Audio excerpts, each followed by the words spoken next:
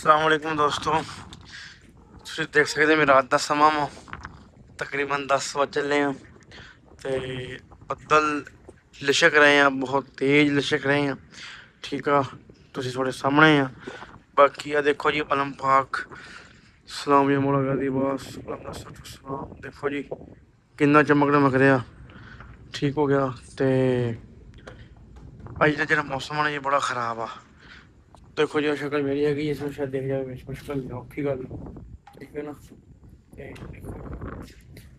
ਇਹ ਬਹੁਤ ਹੀ ਜ਼ਿਆਦਾ ਨਾ, ਮੈਂ ਕਹਿੰਦਾ ਕੀ ਕਹਿੰਦੇ ਉਹਨੂੰ, ਹਨੇਰੀ ਪੈਣ ਰਹੀ ਆ ਤੇ ਬਿਜਲੀ ਚਮਕ ਰਹੀ ਹੈ, ਤੁਸੀਂ ਦੇਖ ਸਕਦੇ ਆ। ਆ ਦੇਖੋ ਤੁਸੀਂ, ਬਹੁਤ ਗਹਿਰਾ ਨਾ ਜਨਾਬ ਸਾਹਿਬ, ਬਹੁਤ ਟਾਈਮ ਹੋ ਗਿਆ ਵਾ ਇਹਨੂੰ, ਜੇ ਵੀ ਜਿਹੜਾ ਬੱਦਲ ਆ ਗੜ ਚਮਕ ਰਿਹਾ ਬਹੁਤ ਟਾਈਮ ਦਾ। ਠੀਕ ਹੋ ਗਿਆ, ਤੁਸੀਂ ਇਹ ਦੇਖ ਸਕਦੇ ਆ। ਹਰ ਪਾਸੇ ਹਰ ਜਗ੍ਹਾ ਤੇ ਹੀ ਹਾਲ ਆ।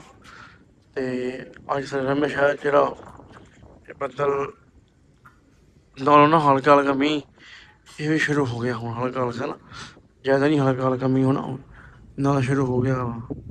ਠੀਕ ਹੋ ਗਿਆ, ਦੇਖ ਸਕਦੇ ਇਹ ਦੇਖੋ ਤੁਸੀਂ ਮੇਰੇ ਸਾਹਮਣੇ। ਅੱਲਾ ਫਜ਼ਲ ਕਰੇ ਸਾਰੇ ਤੇ ਬੜਾ ਸਹਿਣ ਕਰਦਾ। ਦੇਖੋ ਜੀ ਤੁਸੀਂ ਦੇਖ ਸਕਦੇ ਆ, ਹੁਣ ਮੀਂਹ ਨਾ ਮੀਂਹ ਵੀ ਆਉਣਾ ਪੈਣ ਲੱਗ ਗਿਆ। ਮੀਂਹ ਕਿਹੜੀ ਸੀ ਪੈਂਦਾ ਪਿਆ, ਹੁਣ ਹਲਕਾ ਹਲਕਾ ਮੀਂਹ ਪੈਂਦਾ ਪਿਆ ਵਾ। ਤੇ ਬੱਦਲ ਤੁਹਾਡੇ ਸਾਹਮਣੇ ਆ। ਮੈਂ ਜ਼ਿੰਦਗੀ 'ਚ ਨਾ ਪਹਿਲੀ ਵਾਰ ਮੰਜ਼ਰ ਦੇਖ ਰਿਹਾ ਵਾਂ, ਇੰਨਾ ਬੱਦਲ ਜਿਹੜਾ ਕਿ ਚਮਕ ਰਿਹਾ ਵਾ ਬਿਜਲੀ। ਬਾਕੀ ਜੀ ਅੱਲਾ ਖੈਰ ਕਰੇ ਸਾਰਿਆਂ ਤੇ। ਹੁਣ ਸ਼ੁਰੂ ਹੋਈ ਹੈ ਬਿਜਲੀ ਚਮਕਣੀ, ਬਹੁਤ ਤੇਜ਼, ਜ਼ਿਆਦਾ ਹੋ ਗਈ, ਨਾਲ ਮੀਂਹ ਵੀ ਪੈਂਦਾ ਪਿਆ ਵਾ, ਨਾਲ ਬਿਜਲੀ ਵੀ ਚਮਕ ਰਹੀ ਆ। ਬੱਤੀ ਸ਼ੁਕਰ ਹੈਗੀ ਆ, ਅੱਗੇ ਤੇ ਬੱਤੀ ਚੱਲ ਜਾਂਦੀ ਆ, ਲੇਕਿਨ ਅੱਜ ਬੱਤੀ ਵਾਲੇ ਰਹਿਮ ਆ ਗਏ, ਬੱਤੀ ਗਈ ਕੋਈ ਨਹੀਂ ਅੱਜ। ਇਹ ਵੀ ਪਾਕਿਸਤਾਨ ਦੀ ਪਹਿਲੀ ਵਾਰੀ ਹੋਇਆ, ਠੀਕ ਹੈ ਨਾ। ਤੇ ਦੇਖ ਲਓ ਸਾਰੇ, ਮੈਂ ਕਹਿੰਦਾ ਅਖੀਰ ਹੋਈ ਪਈ ਆ ਜੀ, ਬਿਜਲੀ ਚਮਕਣ ਦੀ ਅਖੀਰ ਹੋਈ ਪਈ ਆ। ਅੱਲਾਹੁ ਅਕਬਰ। ਰਾਤ ਦਾ ਸਮਾਂ ਜਾਗਰ ਹੋਣ ਡਿਆ ਵਾ, ਤੇ ਹੁਣੇ ਨਾਲ ਆਵਾਜ਼ ਉਹ ਤੇਜ਼ ਮੀਂਹ ਹੋ ਗਿਆ, ਮੀਂਹ ਹੋ ਸਕਿਆ ਤੇਜ਼ ਹੋ ਗਿਆ। ਦੇਖੋ ਤੁਸੀਂ ਪਿੱਛੇ ਨੂੰ ਹੋ ਜਾਓ, ਠੀਕ ਹੈ, ਤਾਂ ਕਿ ਮੋਬਾਈਲ ਨਾ ਭਿੱਜੇ। ਬਾਕੀ ਤੁਸੀਂ ਦੇਖ ਸਕਦੇ ਆ ਰਾਤ ਦਾ ਸਮਾਂ ਕਿੰਨਾ ਤਰੀਕੀ ਆ, ਕਿਆ ਕਹਿਣਾ ਜੀ, ਅੱਲਾ ਖੈਰ। और देखो जी माशाल्लाह कितने सोहने तरीके नाल पक लहरा रहा। देखो सीधा देखो, देखो जिवें रोशनी होंगी है।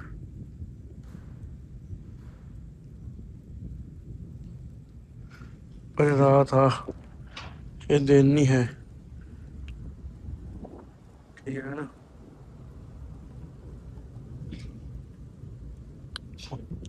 ਮੀਂਹ ਸ਼ੁਰੂ ਹੋ ਗਿਆ ਹਲਕਾ ਹਲਕਾ, ਨਾਲ ਕਣੀਆਂ ਜਿਹੀ ਪੈਣ ਲੱਗ ਗਈਆਂ ਤੇ ਬੜਾ ਸੋਹਣਾ ਹਾਲ। ਸਾਡੇ ਪਿੰਡ ਹਮੇਸ਼ਾ ਇੱਥੇ ਬੜੇ ਦਿਨਾਂ ਬਾਅਦ ਨਸੀਬ ਸਾਨੂੰ ਹੋਇਆ।